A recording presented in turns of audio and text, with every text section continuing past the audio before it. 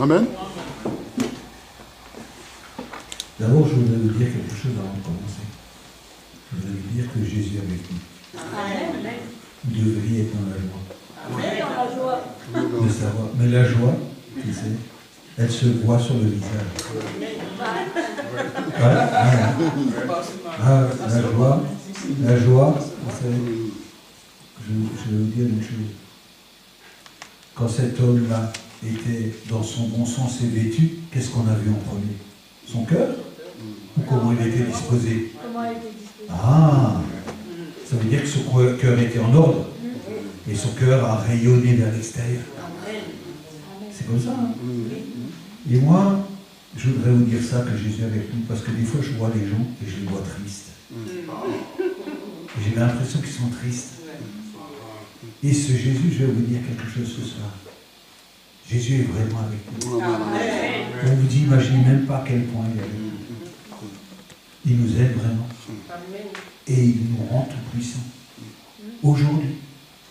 Et il va accomplir tout pour nous. Tout. Il a juste commencé, Jésus. Nous devrions tous être en train d'attendre et de supplier Dieu de voir, de ne pas louper ce qui est en train de se passer dans nos vies. D'en prendre la valeur, le goût. Oui. C'est ça que je voudrais vous encourager aujourd'hui. Ne croyez pas, la vie, ce n'est pas nos désirs. La vie, c'est le désir de Jésus. Quand on partage la même vision que Jésus, on ne peut que crier de joie toute la journée. Parce qu'on est heureux que notre volonté s'accomplisse. Et c'est celle de Jésus.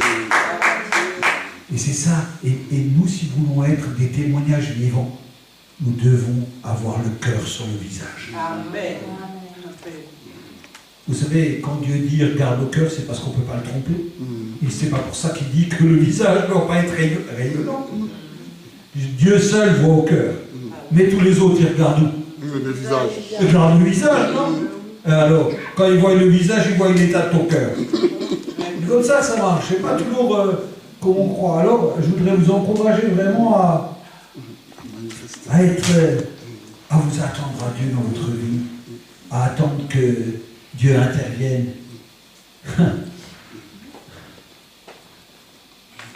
C'est ça, hein, vivre Dieu. Hein. C'est attendre Dieu. Hein. Et des fois, Dieu, il ne fait pas toujours ce qu'on veut. Alors, il y a des gens qui sont malheureux, qui sont tristes. Parce que vous savez, dans la vie des gens, moi-même aussi, hein, j'étais aussi comme ça avant, mais on ne regarde que notre propre intérêt. On va chez Jésus, on dit hey, Jésus, ouais, t'as vu, je suis venu mardi, je suis venu dimanche, t'as vu, hein, le matin, je me lève, je prie, mais t'as vu, mais qu'est-ce que tu fais toi pour moi? Qu'est-ce que tu fais donc pour moi? Pourquoi t'as dit non pour ça? Pourquoi t'as dit non pour ça? Pourquoi j'attends encore pour ça? Pourquoi, Seigneur, où tu es? Ta parole dit que quand le juste crie, tu arrives. Mais où es-tu, Jésus? La Bible dit, ne vous inquiétez pas de vous-même, mais occupez-vous des autres. Inversez le sens d'intérêt. Et vous serez heureux dans tout ce que vous allez faire. Inversez. La vie, elle vaut la peine d'être vécue quand on est heureux. À quoi ça sert d'avoir tout l'or du monde si on est malheureux? Hein? Moi, je connais des gens, ils ont plein de pognon. Vous savez quoi? Tous les jours, ils appellent la banque pour savoir s'ils n'ont pas perdu 100 €. D'ailleurs, ils sont tourmentés. Parce que, avec les fluctuations de la banque, hey, ils font que ça toute la journée. Ils surveillent leur argent. Quelle folie. Ça, c'est la folie, ça. Hein? Et demain, ils vont mourir et leur argent, qu'est-ce qu'il deviendra? Il reste à la banque. Hein? Qu'est-ce qu'il deviendra donc cet argent? Hein? Non, je voudrais vous encourager ce soir, vraiment vous encourager à vous attendre à Dieu, parce que Dieu est le véritable. Et il ne vient pas toujours quand on veut, mais il faut savourer ce temps-là, l'attente où il est. Moi, aujourd'hui, je fais plein de marchés. Hein. En ce moment, je vais vous raconter après on va dire. Des fois, je dis à Dieu, hier, je disais à Dieu, ah, tu dois être contre moi, c'est pas possible. Je dis, c'est pas possible, tu es contre moi. Il y a quelque chose qui va. Vous savez, moi, j'aime la parole de Dieu, et je la prends à la lettre, des fois. Je prends le psaume 1, heureux l'homme qui vit dans le fruit, tout ce qui fait lui réussira. Je dis, Seigneur, qu'est-ce qui se passe là? Là, ça fait des mois qu'il se passe, ça ne réussit pas. Et tu as vu les méchants là, tout ceux-là, ils réussissent. Et moi, qu'est-ce que j'ai? Je pourrais vous en raconter tous les jours. Alors je regarde ça et puis j'ai je dis que j'ai un petit peu mal au cœur. Ça dure 2 minutes 30 secondes. Après je dis Seigneur, c'est sa volonté sur toi. J'ai compris, 1 million c'est rien, tu m'en donneras sûrement 2 demain. Je vais attendre. Et j'attends. Parce que je sais que Dieu récompense. C'est comme ça, Dieu est comme ça. Il faut toujours avoir cette espérance que tout ce qu'il a donné aux autres, pour toi, il va faire mieux. Encore mieux. Parce que toi, tu es son enfant. Et moi, je ferais comme ça avec mes enfants. Si je donnerais 1 million à ton enfant, j'en donnerais sûrement 2 au mien. Tu comprends ce que je veux dire? Dieu est vraiment bon. Et je voudrais vous dire, attendez-vous à Dieu. Ne désespérez pas, soyez là, vigilants, comme le chasseur qui guette quand la main de Dieu va donner. Pour se saisir de ses mains et dire, Seigneur, je savais que tu allais arriver. Que t'es bon. Que t'es bon. Hein. C'est ça. Hein. C'est ça que Dieu fait avec nous parce qu'il est merveilleux. Et je voudrais vous dire encore une chose, c'est bien que vous êtes venus aujourd'hui.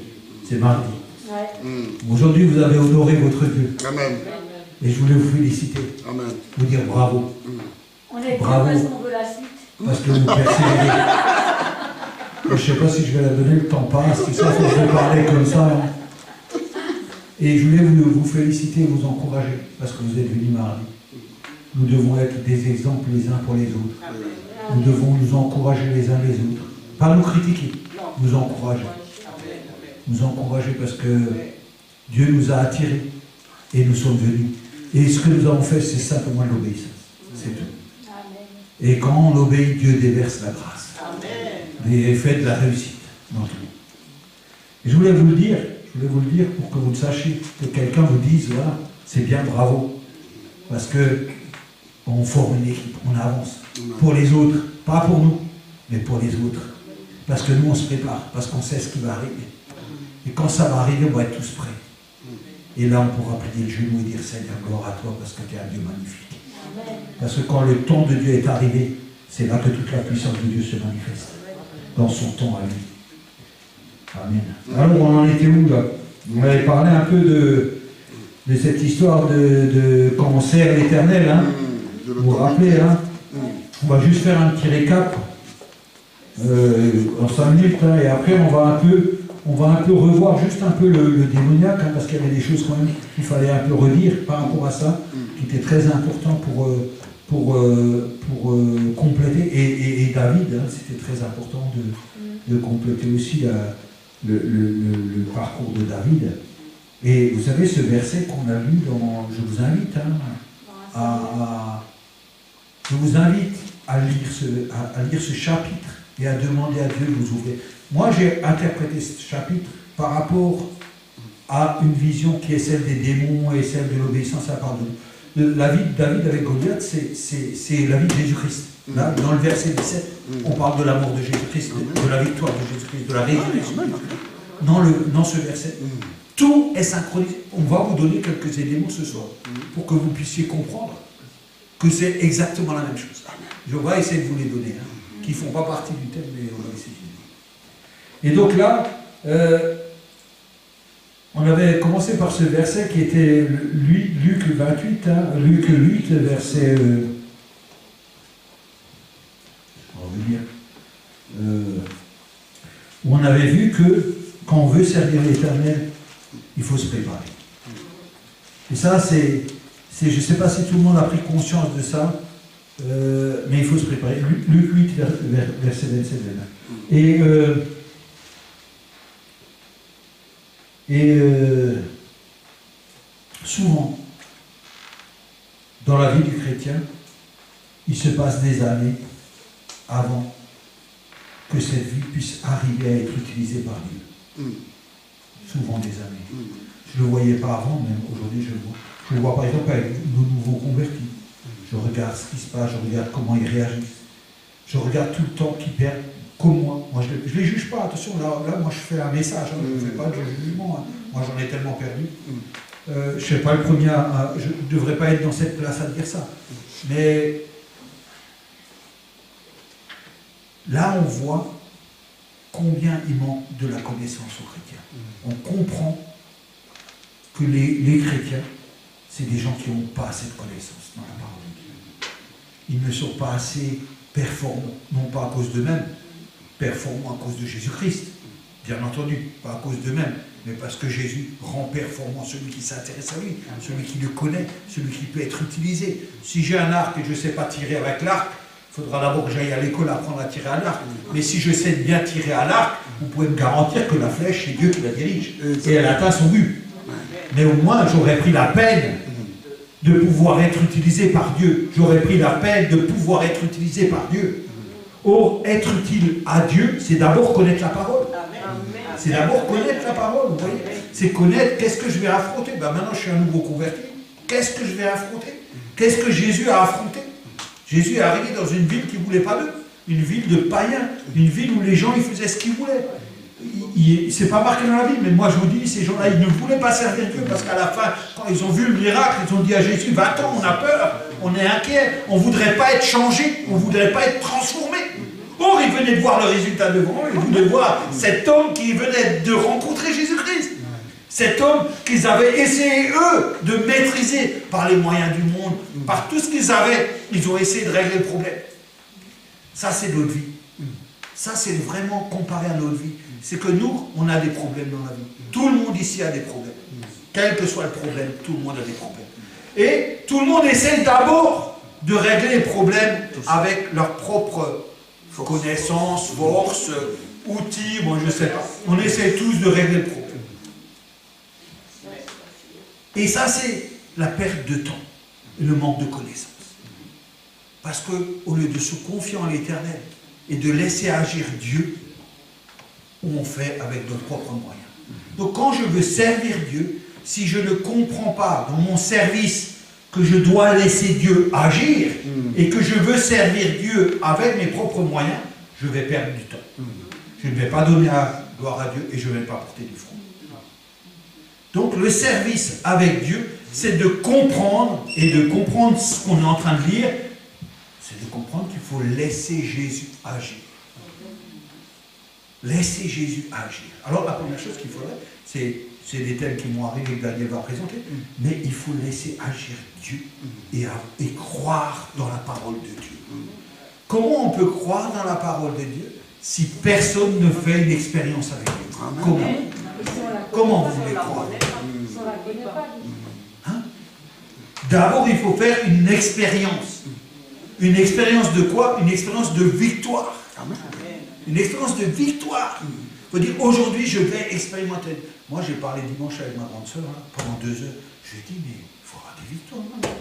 Si tu n'as aucune victoire dans la vie, tu es toujours en train de te balader entre qu'est-ce qu'il dit, est-ce que ça va arriver, est-ce que ça va apparaître. Il faut avoir des victoires. Des victoires, c'est comme David. Aujourd'hui, je vais te couper la tête. Aujourd'hui. Vous imaginez on ne s'imagine pas. Ce gars-là, il n'était pas en train de prier Dieu, il n'était pas en train de demander l'avis de Dieu, il n'est pas allé consulter Dieu pour dire Dieu, qu'est-ce que tu en penses? Qu'est-ce que je dois faire?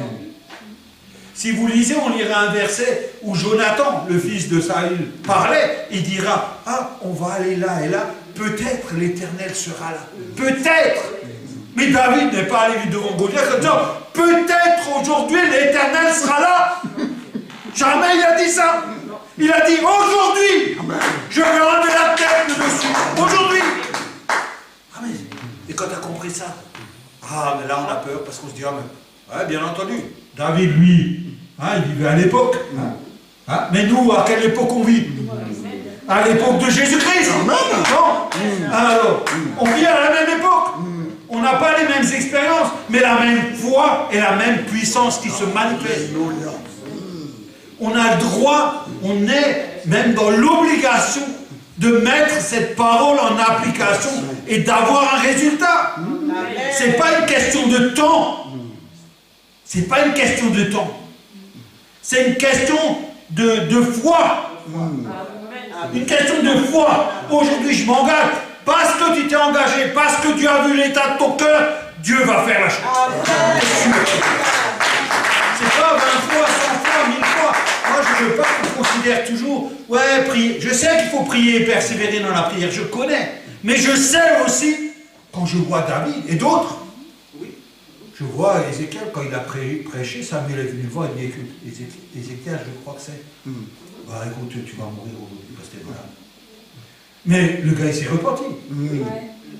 La Bible, elle dit que Samuel n'a pas eu le temps de sortir, que Dieu était déjà venu. Refaites demi-tour, va lui dire. Il n'a pas attendu 3 mois, il n'a pas supplié Dieu pendant 3 jours, 3 mois, 6 mois. Pourquoi? Parce que c'était sincère, parce que c'était là, il savait. Mais vous vous rendez compte, ce gars-là, ce qu'il a fait? Il a changé la main de Dieu. Vous vous rendez compte ça? Dieu avait un projet, il allait lui dire, aujourd'hui tu mourras. Le gars, il n'a pas eu le temps de sortir, il est revenu, il a dit non, il va te rajouter 15 ans. Si ce gars-là, il n'a pas changé la main de Dieu, qu'il a changé. Ça veut dire qu'on peut changer la main. On peut. Ça veut dire que Dieu se laisse faire. Il se laisse faire parce qu'il nous aime de trop. Et quand il voit notre foi, il intervient. Il intervient. Vous comprenez ce que je veux dire? Ça, vous n'en avez pas assez de ne pas voir des victoires. Vous n'avez pas assez. Vous n'avez pas envie de voir une vraie victoire. Une victoire qui ne nous appartient pas. Une victoire qui appartient à Jésus-Christ. Une victoire pour l'autre. Pas une victoire dans ta vie. Une victoire pour l'autre. Tu vois? Parce que la vie, ça vient de l'autre. Quand tu fais quelque chose pour les autres, la vie, elle arrive. Tu comprends? C'est comme ça qu'il faut considérer les choses. Et là, on voit, Jésus va dans ce village, je vais un peu parler de ça, hein. Il va dans ce village et il voit cet homme qui vit dans un lieu, vous savez le monde, hein, nous vivons dans ce même lieu que cet homme vivait, dans le monde de la mort, nous on vit dedans. Qu'est-ce qu'il a dit Jésus? Il a dit, je ne te prie pas pour les enlever, mais je te prie pour les garder. Parce qu'il savait que dans ce monde, c'était comme le cimetière où se gagne, c'est la mort.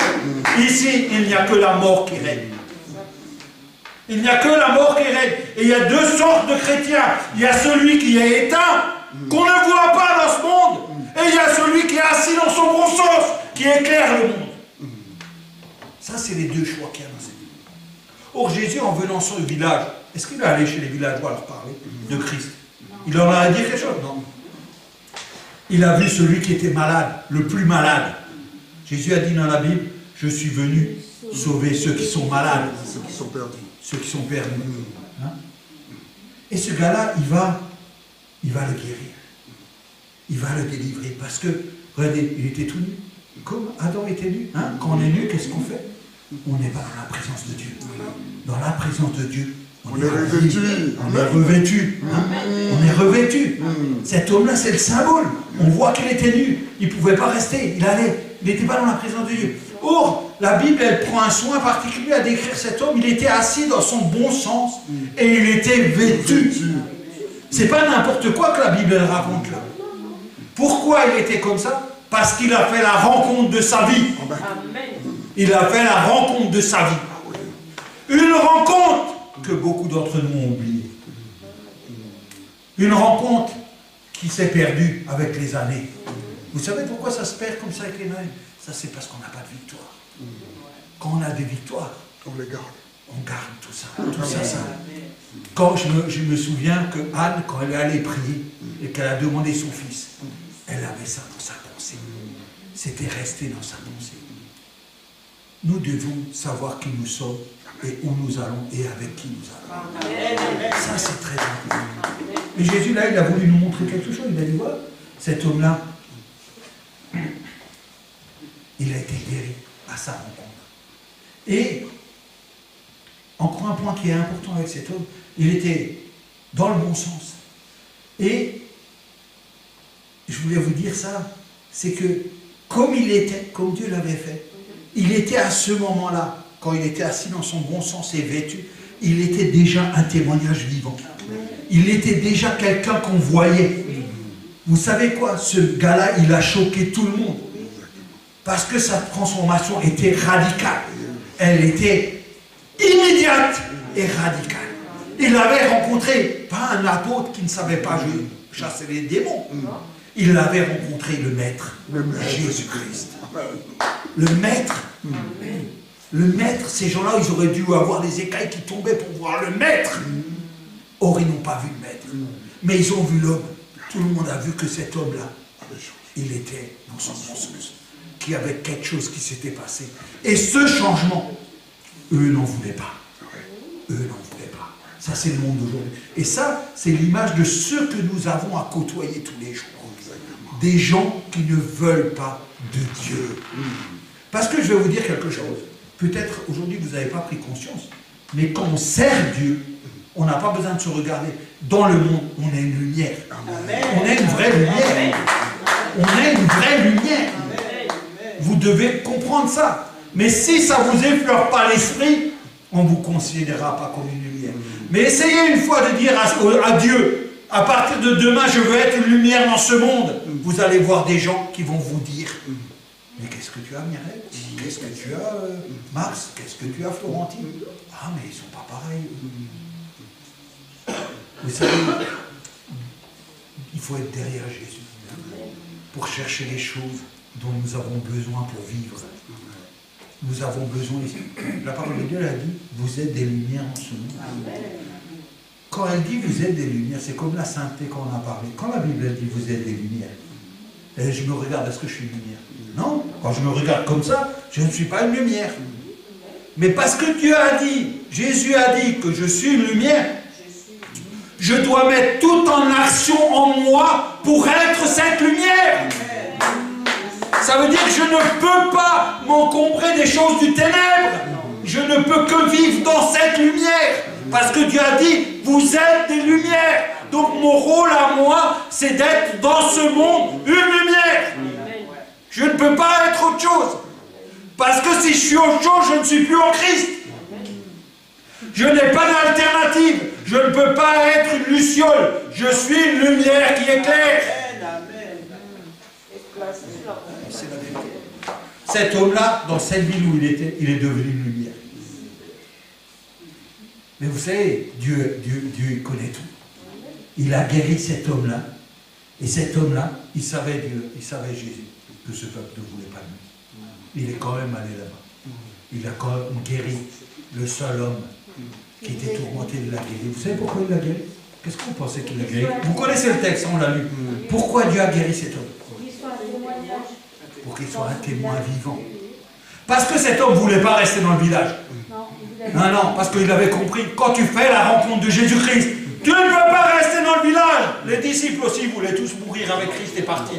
Mais Dieu a dit, non, vous partez pas, vous restez ici. Moi je vais prier Dieu pour que vous soyez gardés, mais vous restez là, parce que vous avez un job. Amen. Ouais, un job. Et votre job, c'est pas de me suivre à moi. Votre job, c'est rester là. Parce que vous êtes des témoins. Et vous allez faire votre rôle d'ambassadeur. Vous allez faire votre rôle de lumière. Vous allez faire votre rôle de chrétien. Et cet homme aussi, il a essayé. Hein. Il a essayé parce que lui, c'est un malin, l'homme là. Il connaissait Jésus. Il savait qu'en Jésus, il n'y avait rien qui pouvait lui arriver. Il était dans la plénitude. Il avait compris qu'avec Jésus, il était au sommet. Il était au sommet. Parce qu'il a dit, la première chose qu'il a dit, moi Jésus, je viens avec toi. Il n'a pas dit, est-ce que je peux venir avec toi? Il a dit, moi Jésus, je viens avec toi. Hein? Qui dit ça à Jésus tous les jours? Moi Jésus, je viens avec toi. Qui dit ça tous les jours dans sa vie? Hein? Est-ce que nous avons vraiment envie d'être avec Jésus? Est-ce que nous avons vraiment envie d'être dans sa présence? Mais nous savons que quand nous sommes avec lui, nous sommes utilisés. Nous savons que quand nous sommes avec lui, nous sommes puissants, forts. Et Jésus va lui dire, écoute, va. D'abord, il est vraiment bien le texte. D'abord, il dit, va dans ta maison. Il lui dit, pas aller dans le village, il dit, va dans ta maison. Retourne dans ta maison. Dis à tous ceux de ta maison, qu'est-ce que j'ai fait. Après, tu vas dans le village, dans tout le village, ce que j'ai fait pour toi. Parce que Dieu savait que celui-là, son rôle de sa vie, c'était de sauver ce village. C'était là qu'il fallait qu'il soit. C'était son travail. C'est là que vous êtes, vous, ici. C'est votre travail. C'est là, ne cherchez pas ailleurs. Ne cherchez pas où les gens sont plus clairs ou plus foncés. Ne cherchez pas où l'église est plus belle et plus grande. Ne cherchez pas une grande église pour vous cacher, pour être invisible. Cherchez des églises comme ça, pour mettre à la lumière Jésus-Christ dans votre vie. Cherchez des églises où vous pouvez mettre Jésus-Christ dans votre vie. Cherchez Jésus-Christ pour devenir quelqu'un. Juste pour devenir quelqu'un, parce que sans lui, nous ne sommes rien. Mais si vous êtes quelqu'un, servez Jésus-Christ. Et Jésus-Christ va vous emmener à la lumière. C'est ça que vous devez faire. Et ce texte, il est magnifique. Il est magnifique. Parce que Jésus a changé la situation. Et si je prends au global ce texte, dans le global, c'est ce que Jésus a fait pour nous. Il nous a rencontrés. Moi, depuis que j'ai rencontré Christ, ma vie n'a pas arrêté d'être transformée. Elle n'a pas arrêté d'être changée. Elle n'a pas arrêté d'évoluer. Elle n'a jamais arrêté de grandir. Elle n'a jamais arrêté d'être violente. De cette envie, tu sais, au début tu goûtes et après tu as cette sensation de manque parce que ça te manque, la parole de Dieu. Elle te manque après. Après, quand ça te manque, vous savez ce que font les drogués? Ils courent après la drogue. Hein? Ben Jésus c'est pareil. Quand ça te manque, tu ne peux plus te passer de lui. Tu dois vivre avec lui. Tu as envie de vivre avec lui. Tu ne peux plus dire, ah non Seigneur, je viens demain. Non, non, non. On doit être en Jésus-Christ. Nous sommes la force, les représentants de Jésus-Christ. Comment Jésus peut laisser des représentants sans force dans le monde? Vraiment. Aucune chance. Comment? Nous sommes trop forts, Exactement. mais nous ne le savons pas. Nous sommes trop puissants, mais nous ne l'utilisons pas. Nous avons tout, mais nous agissons comme si nous n'avons rien. Oh, il est temps de se réveiller. Il faut arrêter tout ça. Ça, c'est pas des bonnes choses. Alors, on va basculer sur le texte Donc, c'est important aujourd'hui.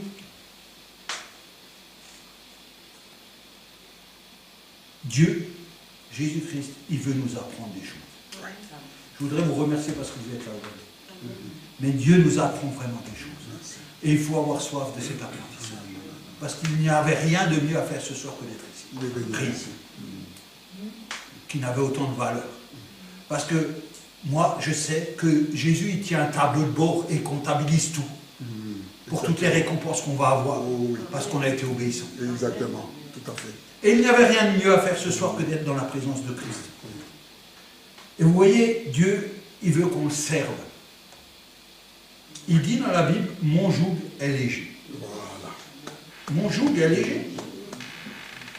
Or, aujourd'hui, le joug que nous portons, si nous ne sommes pas en Christ, il est lourd. Et difficile, rempli d'inquiétude, d'insécurité, de maladie, de perte. C'est la honte.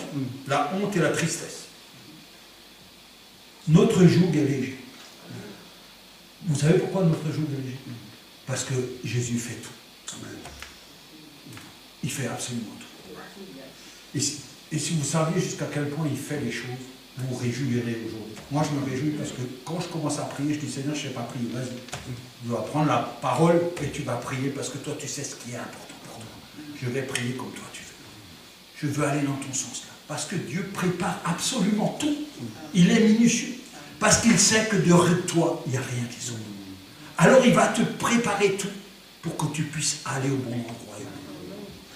Et si on veut servir l'Éternel, nous devons savoir que nous devons être remplis de Christ. Avant ce texte, Jésus était en train de faire la tempête sur la mer, il a calmé la tempête. Hein? Mais nous devrions maintenant prendre au sérieux la parole de Dieu. Demain vous sortez, vous avez quelqu'un, vous rencontrez quelqu'un à qui vous voulez parler de Jésus-Christ, il faut pouvoir lui apporter des paroles qui vont toucher son cœur. Il ne faut pas lui parler de l'Apocalypse, de toutes les choses qui se passent. Il faut lui dire, est-ce que tu connais Jésus-Christ, le Sauveur du monde? Ça, il a besoin d'entendre. Et pour ça, vous savez, dans le monde qu'il y a aujourd'hui, il faut de la force, du courage, de l'assurance, aucun doute, aucune incrédulité, pour que la chose Dieu puisse l'accomplir à travers nous. Quand on ira au ciel, on dira, tu as vu, celui-là, c'est grâce à moi. Même qu'on n'a rien fait, Dieu le comptabilisera pour nous. Dieu le comptabilisera pour nous, mais nous, on n'a rien fait, mais Dieu va le comptabiliser. C'est vrai, je l'ai amené devant toi, tu lui as parlé. Moi, j'ai fait tout, mais tu lui as parlé. Un pour toi. C'est-à-dire qu'aujourd'hui, on va faire avec Daniel, hein, on va faire des endroits de prière dans des maisons des gens. Admettons que Dieu, dans sa bonté et sa grâce, il y en a 15 qui se lèvent et disent je veux faire une réunion. Non, on n'est que 2. Comment on va faire? Voilà, on va couper une jambe à Daniel, une des miennes. C'est-à-dire qu'on est tous une équipe. Une équipe pour prier. Mais si vous connaissez la vie de Jésus, ça suffit pour commencer à diriger une petite cellule pour dire, ben voilà, on va parler de Jésus-Christ. Qu'est-ce qu'a fait Jésus-Christ? Parce que les gens, ils ont besoin de ça. Ils ont besoin de vie. Ils n'ont pas besoin d'autre chose. Ils ont besoin d'entendre quelque chose qu'ils n'entendent jamais. Jésus-Christ est vivant. Et donc là, il faut être prêt à rencontrer. Moi, je vous dis, quand j'étais avec Jean-Michel Auvray, on faisait à Ferrette, où on était en voiture, on était 6 dans la voiture, et pendant toute la nuit, on roulait en voiture autour de Ferrette, on chassait les lignes. Et des fois, on faisait 2 fois comme ça. Parce que les maisons étaient habitées. Parce que Satan retenait captifs les gens. Comme aujourd'hui. Et il fallait se battre. Il ne faut pas que se battre avec la prière, mais aussi avec sa présence. La présence, ça détermine qui tu es et où tu es. On peut suivre le culte de ce soir à la télé au canapé. C'est génial, c'est bien, c'est Internet. On va dire, ah, Seigneur a permis Internet, alors je vais rester sur mon canapé. Le canapé, c'est une grande liberté. Quand j'ai soif, je me lève, je vais boire. Le message continue. Quand je dois aller aux toilettes, je vais aux toilettes. Quand quelqu'un m'appelle, écoute, je suis... Et puis la vie normale, et puis le message est là, et on se rassure en disant qu'on a écouté le message. C'est faux. Il vaut mieux se lever et venir ici. Il y a une plus grande détermination en se levant et en venant d'ici que de s'allonger sur le canapé à regarder la parole de Dieu. Moi j'ai un frère, il me dit toujours, je dis alors tu as trouvé une église à Bordeaux depuis 10 ans peut-être. Il me dit ah mais moi je regarde la porte ouverte. On dirait que c'est une parole magique la porte ouverte. J'ai l'impression qu'il me dit ah mais moi je regarde la porte ouverte. Ah mais je dis quand tu iras devant le trône de Dieu, tu diras écoute Seigneur, moi j'ai pas cherché d'église, j'étais à la porte ouverte. Ah ouais, devant la télé, le canapé, tu expérimentes l'amour, la patience, la bonté, tout tu expériences devant la télé. Ah ouais, t'es à la porte ouverte. C'est une grande église à porte ouverte, Seigneur, tu dois la connaître, c'est la plus grande des églises. Ah non, les amours. Ça n'ira pas comme ça. Parce que c'est dans l'église qu'on connaît l'amour. C'est dans l'église qu'on se pardonne. C'est dans l'église qu'on a de la patience. C'est dans l'église qu'on a des victoires. C'est dans cette église qu'on a des victoires. Elles commencent ici, les victoires. Eh oui. C'est ici que les gens changent. Vous savez, aujourd'hui, il y a des victoires qui se passent. Il y a des victoires là-bas qui se passent. Mais il y a des victoires. Quand on laisse juste Dieu agir, alors la victoire est là. On a des victoires dans le travail.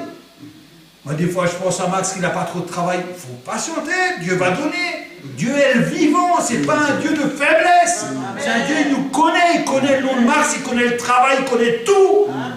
Ce Dieu-là, il fait ce qu'il veut, quand il veut, où il veut. Il n'y a personne qui peut l'arrêter. Dieu dit, c'est moi qui ai le dernier mot.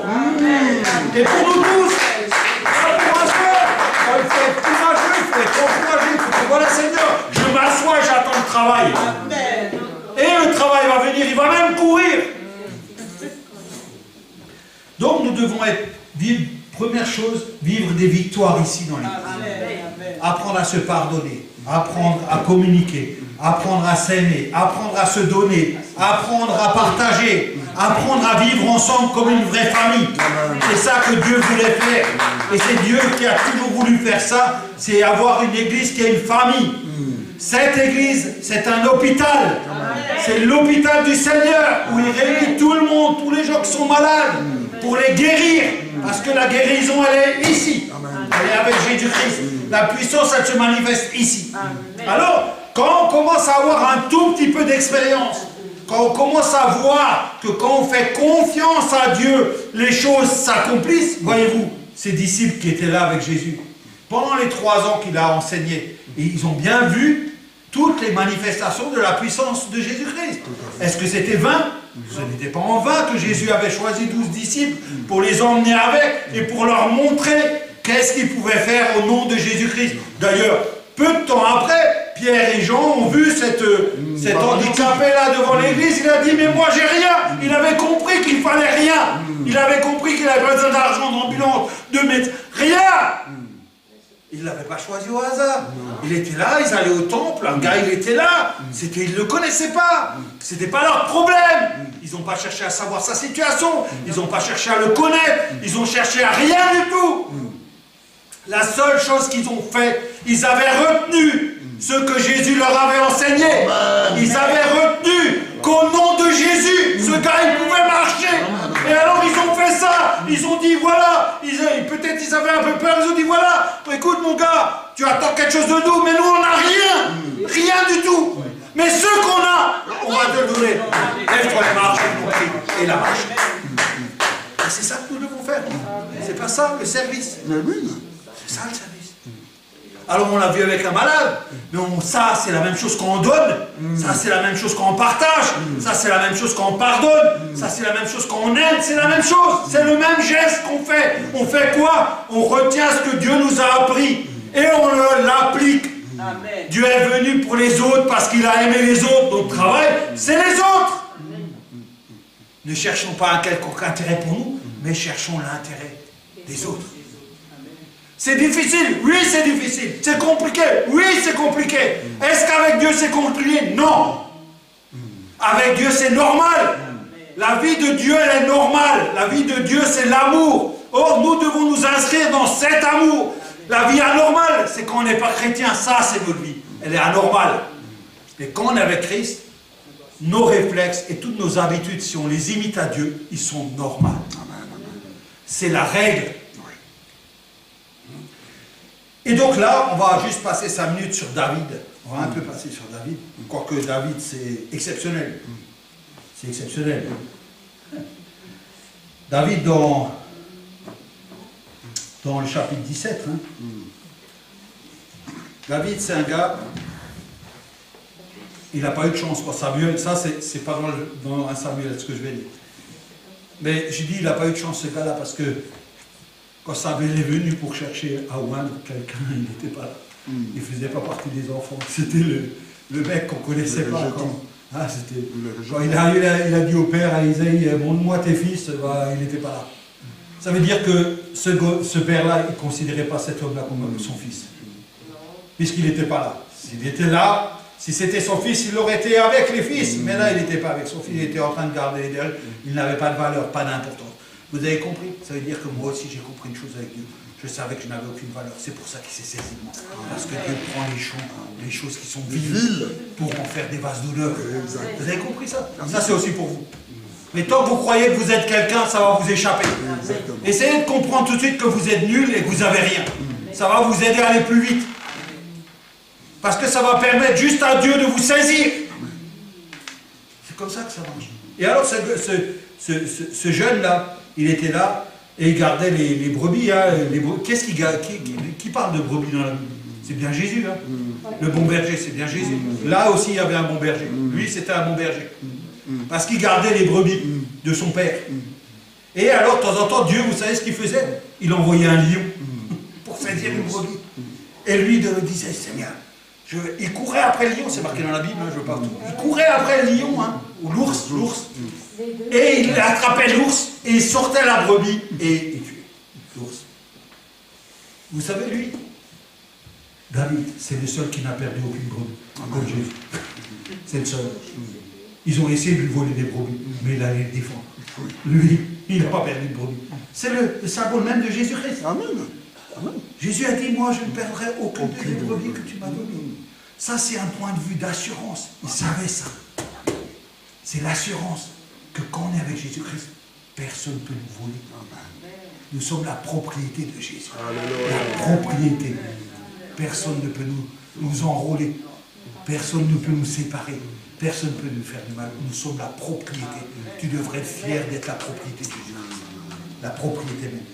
Et alors ce gars-là, bien entendu, les Philistins et le peuple d'Israël, il y avait toujours beaucoup de guerres. Il y a toujours eu beaucoup de guerres. Et oui, ce jeune, il n'était pas concerné par la guerre, puisque lui, il était resté faire les brebis et tout ça. Et ses frères, ses 3 frères aînés, ils étaient partis faire la guerre. Et là, le père, hein, vous allez, je vais vous montrer, vous regarderez hein, pour apprendre le texte. Hein. Essayez de l'apprendre. Hein. Allez plus loin que là où je vais vous donner des pistes. Hein. Alors le père, il va dire, écoute, viens David, hein, va apporter à manger à tes frères hein, des galettes, du fromage, et si quelqu'un... Qui a eu le même discours? Tais-toi. Hein. Qui a eu le même discours? Qui a eu le même discours? Ça vous fait penser à rien, ça? David, viens mon petit, va chez tes frères, emmène à manger de la nourriture, ça vous dit rien. Il y en a un qui a fait aussi comme ça. Isaac, il a fait pareil. Il a dit à son fils Joseph, va chez tes frères, voir où ils sont. Va leur ramener à manger. C'est là où ils l'ont attrapé, ils l'ont foutu dans la citerne. Vous savez, c'est arrivé pareil à David. David, il est allé voir ses frères, il a apporté à manger à ses frères. Hein. Il a apporté tout ce qu'il fallait. Hein. Et il a commencé à écouter. Il écoutait ce qui se passait dans le camp. Ouais, il y a un gars, il fait 3 mètres, les gens vont le voir, il se renseigne parce que ça l'intéresse. Et puis à un moment donné, il entend Goliath insulter Dieu. Il dit, mais qui celui-là qui insulte Dieu et tout ça? Et puis ses frères, ils sont comme les frères de Joseph. Ses frères vont voir, mais qui tu es toi? Toi, t'es qu'un orgueilleux. Ça va vous arriver dans la vie. Ça va vous arriver. On va vous critiquer. On va dire qui tu es toi pour dire ça. Parce que lui, il voulait défendre les intérêts de Dieu. Mais les autres, il y en a un des autres qui s'est levé pour défendre les intérêts de Dieu. Personne. La Bible, elle dit que ces gens-là, les 3 frères là, dont un des frères, il a dit, ouais, moi je te connais, toi, tu n'es qu'un orgueilleux et tu veux faire des trucs. Ça l'a pas arrêté, David. David n'a pas été arrêté. Vous comprenez, ça c'est l'expérience. David avait trop d'expérience. Parce qu'aucun des éléments qui arrivaient sur sa route n'a pu l'empêcher d'aller au bout. Ça, vous devriez voir le chemin qu'il a fait. Donc ce chemin, c'est d'abord qu'il avait un travail avec des brebis. Il a trouvé un gardien, il a mis le gardien à sa place, il a obéi à son père, il a pris la nourriture, il l'a emmené à ses frères. Ses frères ont voulu l'arrêter. Son frère a dit, ouais, mais toi, qu'est-ce que tu viens faire ici? T'as rien à faire ici. Le deuxième qui a voulu l'arrêter, c'est le roi. Le roi l'a reçu. Il a voulu lui donner ses vêtements, ses habits. David, il a mis les habits, il a dit, moi, je ne peux pas faire ça. Il a jeté les habits. Ça, c'est le deuxième frein, parce que ça, c'était un frein puissant. Demandez, essayez d'étudier ça, parce qu'il y a beaucoup de choses à dire sur les habits. Et le roi avait donné une récompense. Il y avait une récompense là. Exactement. Il y avait une grande récompense. Il allait faire quelque chose avec sa famille, et puis la fille, et puis voilà, il allait faire plein de choses. Et ça aurait pu être un motif de l'arrêter. Ou de le faire d'une manière. Hein, souvent on vient nous appâte avec des choses. Hein, et alors on n'arrive pas au bout du chemin. Hein, parce qu'on regarde aux choses adéquates. Ça c'est Satan. Hein. Il vient semer le doute, il vient dire, mais si tu passes par là, il y aura ça pour toi, si tu passes par là, il y aura ça pour toi. Ne va pas là, il n'y a rien. Souvent sur la route, on est arrêté par les choses du monde. Ça, c'était les choses du monde. Oui. Les promesses, la récompense, c'est les choses du monde. Comme si David devait aller tuer Goliath parce qu'il y avait une récompense. Si vous lisez le texte, vous allez comprendre que David jamais ne voulait aller tuer. Lui, David, il est centré sur une seule chose. C'est qu'on avait insulté son Dieu.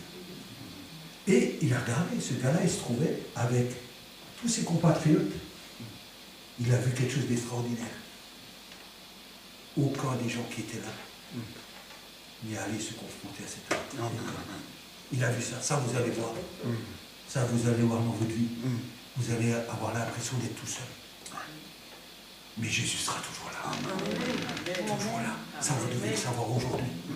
Parce que quand tu seras tout seul, et tu croiras être tout seul, et Satan te dira, regarde, t'es tout seul. Toi, tu sauras une chose que tout le monde ne sait pas. C'est que Jésus est avec toi. Et là où est Jésus, est la victoire. Là où est Jésus, est la lumière. Là où est Jésus, il y a tout. Il ne manque rien. Regardez Isaac. Quand Isaac voulait partir à cause de ça, je vous le répète tout le temps, un jour vous allez venir. Quand il voulait partir à cause de la famine, il a commencé à planter un. Et la Bible dit, il est devenu riche, fort riche, jusqu'à devenir extrêmement riche, jusqu'à devenir. Parce qu'il avait juste resté à l'endroit où Dieu voulait. Il n'était pas allé à l'endroit où il croyait voir l'argent, l'or et l'eau et tout ça. Non, non, la terre arrive. Il y avait Dieu. Il était là. Là, il était. Parce que lui, quand il a planté, la Bible dit, toi tu plantes, mais c'est moi Dieu qui arrose. Oh, dans ce lieu-là, il y avait l'eau en abondance. Ouais. C'était comme ça. C'est comme ça qu'il fallait voir les choses. C'est comme ça dans ta vie. Amen. Réfléchis un peu, combien de fois tu crois que tu es dans le désert. Combien de fois tu crois comme Max, des fois, il travaille, ou comme Mario, il n'a pas de travail. Et on est là désespéré. Et on croit que la transpiration remplit le sol et nous fait pousser. Oh! Mais Dieu est là avec toi. Là, il est là avec toi. C'est là où tu dois dire merci Seigneur. Je bénis cette expérience de foi avec toi. Maintenant, je prends une chaise, je m'assois et j'attends que la pluie elle tombe. Et tu verras si la pluie va pas tomber. C'est comme ça. La Bible, c'est comme ça. Il faut le mettre en pratique. Dieu dit, mettez-moi à l'épreuve et vous verrez si je ne vous veux pas pour vous les écrits des cieux. Mettez donc Dieu à l'épreuve, mettez Dieu à l'épreuve. C'est s'attendre à lui. C'est prendre une chaise, ne plus rien faire et s'asseoir. Et dire Seigneur, je vais mourir aujourd'hui sur la chaise et tu ne viens pas. Je reste là et Dieu va arriver. Parce que Dieu est comme ça. C'est dans la nature même de Dieu. Il nous aime de trop. Et donc vous allez voir toutes ces étapes que vous pourrez étudier dans ce verset 17. Et la meilleure des étapes, c'est quand même qu'il va voir le roi parce qu'en fait, ce gars-là, il va parler à tout le monde. Parce qu'il n'est pas allé sur le champ de bataille tout seul. Il n'est pas venu là, ouais, moi je m'appelle David, je suis le fils d'Isaïe, je viens pour tuer le... Non, non, non, non, non. Ça ne s'est pas passé comme ça. Non, non, non, non. Il l'a dit à tout le monde. Enfin, tous les gens qui étaient autour de lui. Et ces gens-là, quand ils ont entendu ça, ils sont allés le dire jusqu'au roi. Alors le roi il a dit, mais David, viens. Je vais t'équiper. D'abord il lui dit, ça vous a rigolé, il lui dit, et toi, t'es qu'un enfant, qu'est-ce que tu veux faire? David vient lui dire dans sa tête, bien sûr, c'est ainsi. Il ne me connaît pas. Il ne sait pas que moi j'ai de l'expérience. Mais vous comprenez ce que je veux dire? Je veux dire, David, il y a des gens qui... Vous savez, quand on vous dit, mais toi, t'es beau. T'es pas fait pour chasser des démons. Toi, t'es beau. T'es pas fait pour mourir de faim. Toi, t'es beau. T'es pas fait pour ceci. Quand on dit que t'es beau, t'es pas fait pour la misère. Si déjà Dieu t'a fait beau, t'es fait peut-être pour habiter dans un palais. Ça, c'est pour détourner ton attention. Tu sais, c'est pour t'emmener loin de l'objectif que Dieu t'a donné. Il parlera de où Satan il attaque. Exactement. Ça, c'est des paroles douces qui viennent. Oui, ça va être sympa, Max, tu arrives et je dis, mais toi t'es beau là, je te le dis souvent, quand t'es bien habillé, t'as vu, c'est le plus beau, c'est lui. Et il est sapé. Tu sais que moi, chaque fois que je le vois, je suis jaloux. Pardonne-moi, Seigneur. Je suis toujours jaloux. Bon, j'arrive jamais à voir sa taille. Mais si j'y croyais, je le ferais demain. Mais souvent, on se laisse vous savez, Max, on rigole tous. Max, quand il est habillé, je suis sûr, quand il marche, Max, tout le monde se retourne devant lui. Tellement il est bien sapé. Il est vraiment bien sapé, il fait de la part. Imagine-toi avec l'Esprit de Dieu. Là, tu ne peux plus marcher tout seul. Là, les foules viennent. Là, Max. C'est la vérité, ça. Là, c'est la vérité. Ça, c'est pas un rêve, ça va arriver, ça. Chez moi, ça va arriver. Et alors, ce gars-là, on va d'abord lui dire, voilà, bah écoute, t'es un jeune homme, hein, t'es beau et tout ça, toi, t'as pas l'air d'un guerrier, hein. Regarde les guerriers là autour, là. Toi, t'es pas un guerrier. Comme pour lui dire, mais t'as rien à faire ici, quoi. Prends tes affaires et rentre. Mais David, lui, il se laisse pas intimider. Ni par le titre, ni par le pouvoir du titre, ni par rien du tout. Il a l'expérience, cet homme-là, je vous le dis, il comprend qui est Dieu. On a insulté Dieu, maintenant son objectif c'est d'aller faire ce que Dieu lui commande de faire. C'est-à-dire que tout ce qui est à côté, David c'est le type même, il y en a 100 qui tombent à droite et 1000, lui il marche. C'est ce que nous devrions faire. Amen. Comme lui. Alléluia, gloire à Dieu. Et alors il y va, et là le roi essaie de l'arrêter encore, il dit, Il a vu qu'il est beau, qu'il est jeune et qu'il est tout maigre. Alors il lui dit, mais mets donc mes habits, comme s'il y avait une gloire à porter les habits du roi. C'est comme si c'est l'armure qui allait tuer Goliath. Alors lui, il a fait bonne figure, quoi, parce que nous ne devons pas décourager les autres. Exactement. Jamais décourager les autres. Eux, ils essayent, mais nous, on est remplis d'amour, de patience, de fidélité, de persévérance. Alors, il a essayé, tant bien que mal. Il n'était pas fou, hein. Quand il a essayé, il a bien compris que ça ne marchait pas, ce truc. Alors, il a dit au roi, mais écoute, moi, je n'ai pas l'habitude de mettre ça, alors je vais l'enlever. Et je vais utiliser les armes de Dieu. Parce que l'armure, c'était les armes du monde. Ça venait du monde. Ça venait pas de Dieu. Il aurait mis les armures, il serait mort, David. Et il n'a pas pris les armes du monde. Il a pris les armes de Dieu. Il savait quelle était l'arme de Dieu. Vous savez pourquoi? Parce que ce gars-là, il avait de l'expérience. Et avec son machin là, il arrivait à tuer un lion et un ours. Quand il a vu Goliath, il a dit, il est 3 fois plus petit, il n'y a aucun problème. Mais ce que je vous dis, c'est la vérité. Il croyait que c'était les armes. C'est les armes du monde, l'armure. Ça n'a rien à voir avec les armes. David était équipé. C'était quelqu'un d'équipé. Vous avez entendu ce que j'ai dit? C'était quelqu'un d'équipé. Sommes-nous équipés? Sommes-nous équipés? Quand tu es équipé, on va te proposer plein de choses que tu vas refuser. Tu sais pourquoi? Parce que tu es équipé. Mais si tu n'es pas équipé, on va te proposer des choses que tu vas essayer. Mais si tu es bien équipé, parce que tu connais la parole de Dieu, même si on vient te proposer quelque chose, tu feras honneur, mais tu diras merci, parce que je suis équipé.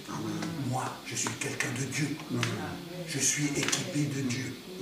Ton équipement, tout ce que tu vas me proposer, ne m'intéresse pas. Parce que ça vient du monde. Moi, je me bats avec les armes spirituelles. Nous sommes dans un monde où nous ne luttons pas contre la chair et le sang, mais contre les esprits. Et donc nous devons être équipés. Alors David était équipé. Et là Jésus, et là le roi lui dit, ben vas-y. Et vous savez, à cette époque-là, vous devrez avoir un film, on va arrêter dans 3 minutes. Vous devrez voir le film, parce que la montagne était comme ça, l'autre montagne était comme ça, là il y avait plein de Philistins, là il y avait plein d'Israélites, et au milieu c'était le champ de bataille un peu. Alors ils se rapprochaient comme ça, tu vois, pour se défier, comme ça. C'est un peu marqué dans la Bible comme ça, ils s'approchaient, tu vois. Et d'un coup, tu as le Goliath. Hein, c'est marqué dans la Bible comme ça. Il traverse les lignes, il arrive. Hein. Et puis là, la Bible elle dit que le peuple d'Israël s'était effrayé. Ils se sont tous effrayés. Tous sauf lui. David, lui, traverse les lignes comme Goliath. Et il va lui dire, et toi, mon petit, t'es venu avec la lance, le javelot. Il y avait même un mec qui portait le bouclier. Lui, il n'avait pas de bouclier. Le bouclier spirituel, il l'avait. Il avait l'épée spirituelle. Il avait le javelot spirituel, la ceinture de la vérité, les chaussures du zèle, les cuirasses, il avait tout équipé de Dieu. Il était équipé complètement. Le gars, il tremblait même pas quand il voyait l'autre. Il dit, toi, aujourd'hui, Dieu t'a livré en lui-même. C'est ça que nous devons comprendre. C'est ça le pouvoir que Dieu nous a laissé.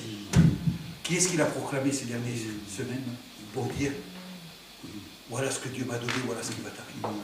Qui a fait cette livre? Personne. Il faut la faire tous les jours. Vous savez, moi, quand j'avais commencé à prospecter, je rentrais dans un bâtiment, je disais, ah, Seigneur, rappelle-toi ce que tu as dit. Tout pied qui fout le vent, ce sera moi. J'ai pris possession de tout. Ah, il y a des trucs qui n'ont pas marché, mais il y en a qui ont marché. Il faut s'exercer. Il faut s'exercer. Il faut s'exercer à prendre possession que la parole, c'est une parole vivante. Si cette parole, tu dis qu'elle est vivante et tu ne la mets pas dans ta bouche, tu n'es qu'un menteur, un vulgaire menteur. Tu peux convaincre tout le monde avec ta bouche, parce que la bouche, c'est la seule que personne ne peut arrêter, tellement elle raconte de bêtises. Donc, dans ta bouche, ne va pas dire que ceci ou cela, que tu as la vérité. La vérité, elle ne se voit pas quand tu le dis, elle se voit quand tu l'as fait. Tu comprends? C'est une grande différence. Et là, on voit la victoire. Cette victoire, qu'est-ce qu'elle a fait, cette victoire? Elle a produit quelque chose d'exceptionnel. Quand Goliath, il a envoyé sa fronde, le gars, il est tombé. Et il a utilisé l'épée et il lui a coupé la tête. Mais à ce moment, quand il avait coupé la tête, tous les gens derrière lui, ils ont ressenti les vibrations de Jésus-Christ. Parce qu'ils sont devenus tous forts. Ils ont tous pris l'exemple de David. Ils se sont dit, David a réussi. Qu'est-ce qu'on chantait? Quand il revenait de guerre, on chantait Saul 1000, David 10 000. Ah, ça c'est la différence entre la puissance de Dieu. Ça c'est quand l'homme va, c'est 1000. Et quand l'homme de Dieu va, c'est 10 000. C'est pas pareil. C'est pas pareil. Ces gens-là, ils étaient tous avec Dieu. Tout le peuple d'Israël était des enfants de Dieu. Mais ils avaient peur. Ils n'avaient pas l'expérience que David. Il a fallu qu'un jeune homme beau de figure vienne lui montrer comment on allait se comporter en temps de guerre. C'est comme ça. Il a montré les autres. Nous devons montrer l'exemple. Nous sommes des exemples. Ne loupons pas ça. Nous sommes des vrais exemples. Alors quand tu dis des gros mots et quand tu ne fais pas la moitié de ce que tu dis, imagine quel exemple tu es. Imagine simplement de qui tu es l'exemple. De qui? Qui est-ce qui règne dans ta vie à ce moment-là? Quand tu mens, quand tu racontes des mensonges, quand tu tournes en bourrique, quand tu rigoles, quand tu te moques. Jésus s'est moqué de quelqu'un? Non, Jésus est sérieux. Il ne rigole pas. Ah ben alors là, quand tu te vois là tu te dis, est-ce que c'est Jésus qui habite ma vie? Alors tu ne connais pas Jésus.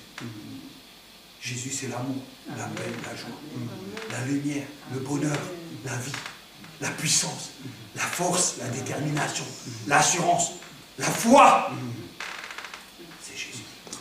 Or cet homme-là a manifesté la puissance de Dieu qu'il a communiqué par son action. Pas parce qu'il avait dit. Ce qu'il avait dit, il l'avait dit. Mais il a fait ce qu'il a dit. Hein? Il a fait ce qu'il a proclamé, lui. Il allait le faire. Et ça a motivé tout le monde. Ça veut dire que nous sommes prévus. Nous sommes ici pour entraîner les autres. Nous sommes là pour entraîner. Qu'est-ce qui a fait qu'il entraîne les autres? C'est qu'il a proclamé le nom puissant de Jésus.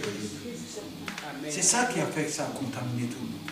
Ça veut dire que si nous ne faisons pas ça, ça veut dire que nous gardons la vérité captive. Nous devons aller, c'est ce que je vous ai dit, nous devons aller chercher Dieu. Sauf que nous avons peur. Nous avons peur pourquoi? Parce que Satan nous inspire la crainte. Or, nous n'avons rien à vaincre, nous sommes déjà vainqueurs. Nous n'avons rien à vaincre. C'est pas comme s'il y avait quelque chose à vaincre. Nous avons déjà vaincu. David est allé parce qu'il savait qu'il avait gagné. Il est allé parce qu'il a dit, aujourd'hui même, ta tête roulera par terre. C'est ce qui est passé. Il a proclamé la vérité. Or, nous devons être soudés, une équipe. Nous tous ensemble, une vraie équipe. Nous aimer, parce que les liens de l'amour, c'est la plus grosse force, c'est la plus grosse amour. Et après, nous devons emmener les gens par notre témoignage. Alors, moi je vous propose d'être les témoins cette semaine de Jésus-Christ dans votre vie, dans votre travail, avec les autres. Pour qu'un jour on dise, mais ces gens-là ne sont pas comme nous. On va aller voir ce qui se passe, qu'on puisse les entraîner avec nous. Et là, nous aurons de la réussite. Parce que ce qui nous intéresse, nous, c'est pas d'être millionnaires. Nous ne manquons de rien. Mais nous, ce qui nous manque, c'est des victoires en Jésus. Des victoires, des vraies victoires de puissance. Des victoires où ça change. Moi, je ne sais pas, vous n'avez pas envie de changer le regard du monde. Quand vous avez compris qu'il y a des gens qui arrivent à changer le bras de l'Éternel, et nous ne pourrions pas changer le bras de l'Éternel. On peut changer le bras de l'Éternel. Dieu veut qu'on change son bras à force de prière et de foi. Parce que la foi, ça déplace le bras de Dieu. Et ça ne déplace pas le bras de Dieu pour nous. Ça déplace le bras de Dieu pour Dieu. Anne aussi, elle a dit, tu me donnes un fils, Dieu, je te le redonne. Hein, vous êtes capable de dire ça? Donne-moi ça pour que je te le redonne. Ouais. C'est ça la vraie vie avec Jésus-Christ. C'est pas le reste. Amen. Amen.